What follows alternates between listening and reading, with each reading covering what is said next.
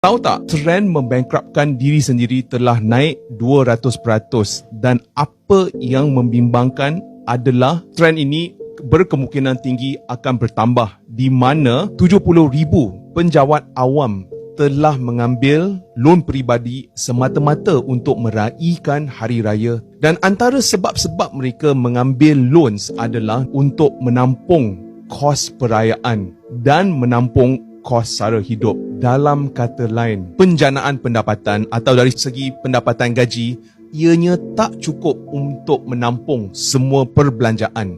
So apabila ini berlaku, kita boleh lihat ramai yang meminjam. Tapi apa yang menakutkan adalah 50% daripada kes orang bankrupt terdiri daripada individu-individu yang ambil loan peribadi. So the big question is, will there be any more cases? Sekarang ni dah 200%.